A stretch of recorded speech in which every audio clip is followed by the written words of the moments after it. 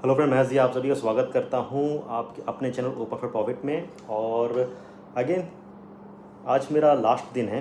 Okay. अब last दिन crypto में तो नहीं है, लेकिन ये जो ऑफिस है, ओके, जिसके साथ मैं कह सकता हूँ लगभग लास्ट 4 से 5 साल तक जुड़ा था। और आज मेरा यहाँ पे एक लास्ट दिन है because I am shifting from this place से दूसरी प्लेस। कौन सी होगी उसमें किस हिसाब से सेटअप किया जाएगा वो सारी चीज़ें मैं आपको अलग बताऊंगा, but lot of emotions are attached with this office. Okay. तो आज पूरा ऑफिस खाली हो चुका है। ओके। तो लास्ट दिन है इस ऑफिस के अंदर मेरा, बस कुछ घंटे ही हैं। तो सोचा जाते जाते इस ऑफिस को छोड़ने से पहले यहाँ पे बैठ के आप लोगों के साथ एक इम्पॉर्टेंट स्ट्रेटजी मैं आपके साथ शेयर कर दूँ। स्कैल्पिंग स्ट्रेटजी है जिसकी एक्यूरेसी जो है वो लगभग कह सकते हैं 83% 85% से ज़्यादा है। ओके। और मैं इसको यूज़ करता हूँ टाइम टू टाइम। तो वो स्ट्रेटजी आपको मैं सिखा रहा हूँ, स्कैल्पिंग स्ट्रेटजी है। तो आपको स्लो टाइम फ्रेम में हमें देखना है, 5 मिनट्स के चार्ट पे देखना है। ओके। तो फटाफट आपको बताता हूँ। और जो जो चीज़ें मैं बता रहा हूँ चार्ट्स पे आपको उस हिसाब से अपने इंडिकेटर सेट करने हैं। ओके। यहाँ पे जो चीज़ों की ज़रूरत पड़ेगी, हमें इंडिकेटर्स की पड़ेगी। हमें यहाँ पे यूज़ करना है EMA, एक्सपोनेंशियल मूविंग एवरेज हमें यूज़ करना है। दूसरा हमें यहाँ पे यूज़ करना है मैकडी यूज़ करना है, मूविंग एवरेज कन्वर्जेंस डाइवर्जेंस जो होता है वो हमें यूज़ करना है। और तीसरा हमें यूज़ करना है यहाँ पे RSI यूज़ करना है। ओके। अब इन सब की मैं आपको सेटिंग्स बताता हूँ, तो वो फटाफट आप लोग नोट कर लीजिए। सबसे पहली बात आती है EMA की आती है। तो EMA हमें यहाँ पे 3 प्रकार के EMA we have to use. पहला EMA जो होगा वो 9 डेज़ का रहेगा। दूसरा EMA जो रहेगा वो 55 डेज़ का रहेगा। तीसरा EMA जो रहेगा वो 200 डेज़ का रहेगा। ओके। तीनों का आप अलग अलग कलर दे देना। वैसे नॉर्मली मैं 200 को रेड कलर देता हूँ ताकि वो थोड़ी सी खतरे की निशानी दिखाता है। ओके। 55 को मैं ब्लू कलर दे देता हूँ और 9 को मैं ग्रीन कलर देता हूँ। तो आप अपने हिसाब से इसको कर सकते हैं। ओके। तो ये हो गई आपकी एक्सपोनेंशियल मूविंग एवरेज की सेटिंग्स। आप जब चार्ट्स पर डालेंगे तो तीनों मूविंग एवरेजेस आपको दिखेंगी प्राइस सेक्शन के साथ में। ओके। दूसरी बात आती है अब मैकडी की सेटिंग क्या करनी है।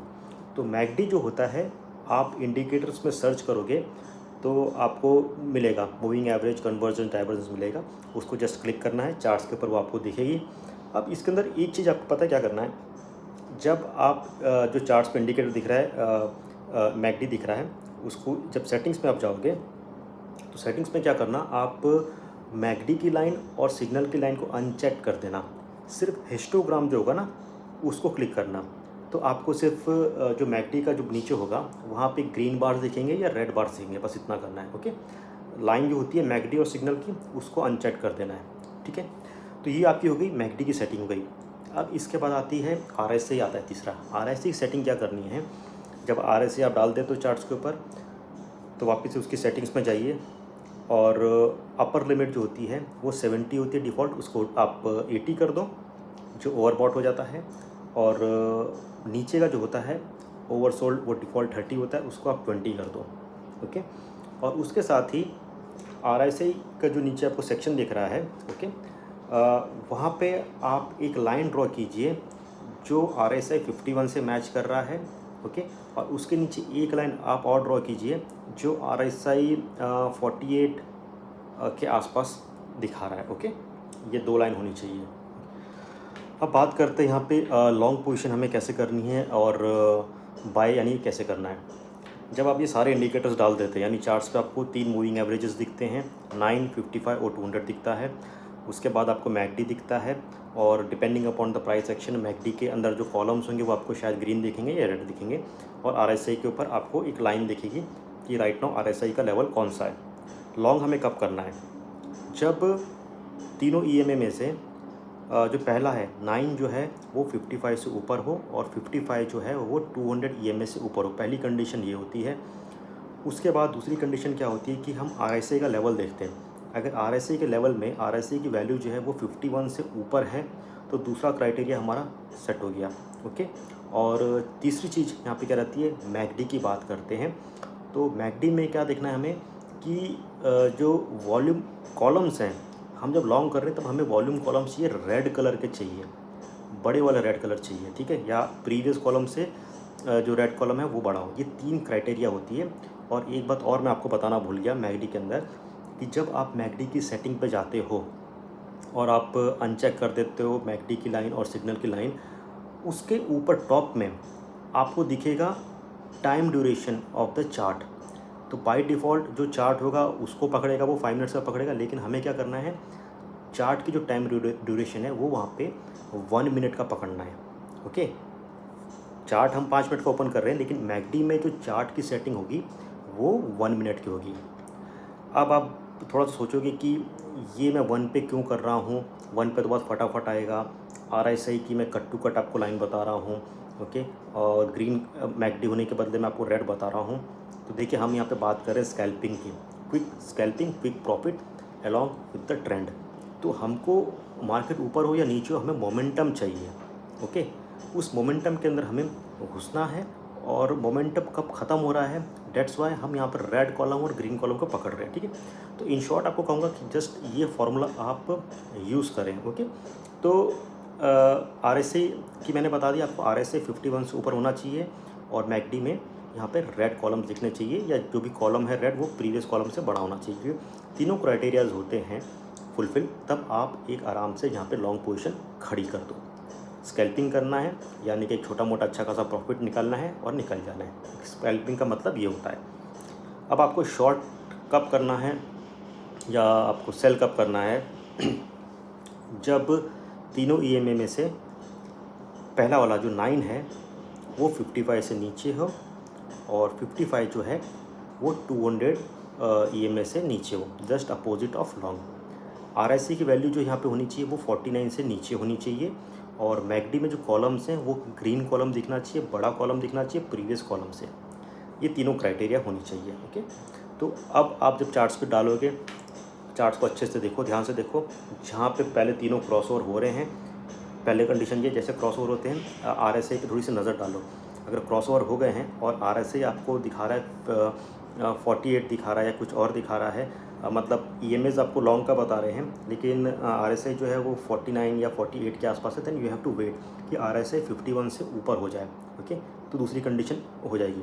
और उसके बाद से कहीं से आपको थोड़ा सा एक डिप दिखता है, रेड कलर की एक कॉलम वगैरह दिखती है, that would be right point. ठीक है, तीनों ये मत सोचो कि एक साथ ही तीनों दिख जाएंगे, भाई तीनों EMA दिख गए, उसके साथ हमें 51 से ऊपर भी दिख गया, रेड कॉलम भी दिख गया, नहीं, थोड़ा बहुत ऊपर नीचे होगा। और जब आप इस चीज़ को प्रैक्टिस करोगे तो चीज़ें और परफेक्ट होगी। ओके, तो मैं जस्ट अभी मेरे पास कुछ है नहीं, ना अभी कंप्यूटर कुछ नहीं है, तो मैं आपको वो सारी चीज़ें दिखा नहीं पा रहा हूँ, बट मैं कोशिश करूँगा कि ये वीडियो ख़त्म होती है तो जो स्क्रीनशॉट्स हैं इमेजेस के वो यहाँ पे लगा के मैं शेयर करूँ, ताकि आपको थोड़ा सा आइडिया मिल जाए। ठीक है, तो सेम, तो ये जो स्ट्रैटेजी है ना 5 मिनट स्कैल्पिंग स्ट्रैटेजी है, इसका जस्ट एग्जांपल मैं आपको दिखा देता हूँ, मोबाइल के ऊपर ही दिखा देता हूँ।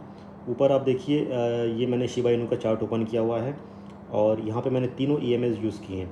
अब यहाँ पे देखिए, जब क्रॉसओवर हुआ, जब 200 ऊपर है, उसके नीचे 55 है, और सबसे नीचे 9 वाला है, तो ये क्रॉसओवर जैसे हुआ उस समय मैकडी के कॉलम्स देखो, अब ग्रीन कलर के कॉलम बने। हमें शॉर्ट कब करना है, जब ये इस तरह से होता है, क्रॉसओवर होता है, ग्रीन वाले कॉलम हमें बड़े दिखते हैं, और RSI की लेवल देखो, वो हमारे कौन सा लेवल बताता है, 49 से नीचे होना चाहिए। तो 49 से ये एग्जैक्टली नीचे की तरफ चल रहा था, और अगर आपने यहाँ से एक शॉट मारा होता, यानी कि मैं कह सकता हूँ 2587 के आसपास, राइट नाउ 2581 के आसपास चल रहा है, तो ये स्कैल्पिंग एक यहाँ पे कर सकते हैं।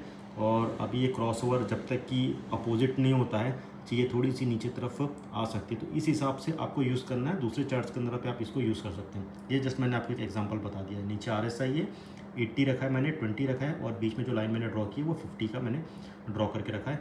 मैकडी जो है, यहाँ पे मैं एक आपको चीज़ दिखाता हूँ, डबल क्लिक करता हूँ यहाँ पे, और यहाँ पे देख सकते हैं हिस्टोग्राम चेक है, बाकी मैकडी और सिग्नल को हमने अनचेक करके रखा है। इनपुट्स में अगर मैं यहाँ पे आता हूँ, तो यहाँ पे आप देख सकते हैं टाइम फ्रेम जो है वो 1 मिनट हमें सिलेक्ट करना है। ठीक है, चार्ट वाला नहीं करना है, 1 मिनट करना है, और ये बाकी डिफ़ॉल्ट सेटिंग्स है। तो ये आप करके यहाँ पे इसको ओके कर देंगे, इस हिसाब से हो जाएगा। ओके, बाकी कोई सेटिंग्स नहीं है, बाकी सब डिफ़ॉल्ट जो मैंने आपको बताया उस हिसाब से आपको करना है। ओके, चीज़ें लॉन्ग के अंदर और शॉर्ट के अंदर आपको इस हिसाब से करना है। तो इसको आप यूज़ कीजिए। जितने बिगिनर्स हैं जिनको ट्रेडिंग के अंदर बहुत प्रॉब्लम्स आती हैं या नहीं कर पाते, वो इस स्ट्रैटेजी को यूज़ करो। इसके अंदर आपको एक्यूरेसी 80% से ऊपर मिलती है। ओके, जैसे कि ये इंडिकेटर्स को यूज़ करके ट्रेडिंग व्यू के अंदर स्ट्रैटेजी को टेस्ट किया जाता है। ओके, तो जब टेस्ट करते हैं तो पूरा आपको बता देता है कि इसकी एक्यूरेसी लेवल कितनी है एज़ पर जो प्रीवियस चार्ट्स में प्राइस एक्शन चल रहा है, मूविंग एवरेज चल रही है, तो अच्छा खासा इसमें ग्रोथ दिखाता है और प्रॉफिट दिखा रहा है। ओके, तो इसको आप यूज़ कीजिए। एंड ऑफ कोर्स एसएल वगैरह आपको रखना है, जैसे मैंने कहा कि 80% से ऊपर इसमें एक्यूरेसी है, लेकिन हाँ 10-15% इसमें अपोजिबिलिटी चले जाता है। ओके, तो इन डैट केस अपोजिट जाता है तो एज ऑन जैसे हम बात करते थे रिस्क एंड मैनेजमेंट को पकड़ना है, 2% पकड़ना है ऑफ योर अकाउंट बैलेंस, उस चीज़ को आप पकड़ो। रिस्क एंड मैनेजमेंट की मेरी वीडियो देख लो।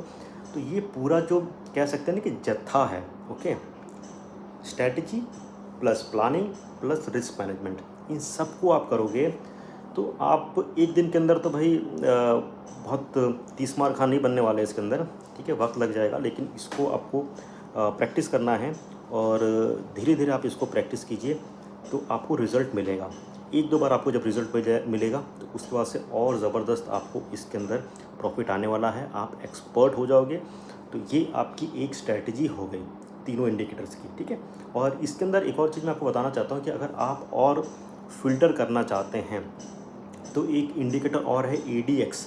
ओके, ADX वाला इंडिकेटर आप यूज़ करोगे, उसके ऊपर ऑलरेडी मेरी एक वीडियो है, थोड़ा सा सर्च कर लेना आप यूट्यूब के अंदर, तो उससे थोड़ी सी और चीज़ें फ़िल्टर हो जाती हैं। ठीक है, बट मैं कहूँगा कि अभी इसमें ही यूज़ करो। ADX के साथ कैसे करना है वो अलग से मैं आप लोगों को बता दूँगा। ठीक है, तो दोस्तों ये वीडियो अगर पसंद आई तो ज़्यादा से ज़्यादा लाइक ठोक देना, और चैनल को अगर अभी तक सब्सक्राइब नहीं किया तो प्लीज़ सब्सक्राइब बटन पर क्लिक कीजिए, बेल आइकन पर क्लिक कीजिए, ताकि जो भी इंपॉर्टेंट नोटिफिकेशन है वो आप लोग से मिस ना हो। और कुछ भी अगर क्वेरीज़ है स्ट्रैटेजी से रिलेटेड, कुछ भी क्वेरीज़ है तो प्लीज़ कमेंट करना, कोशिश करूँगा जल्द से रिप्लाई करने के लिए। तो अभी तक के लिए बस इतना ही, जल्द मिलेंगे, तब तक के लिए take care and have a great day.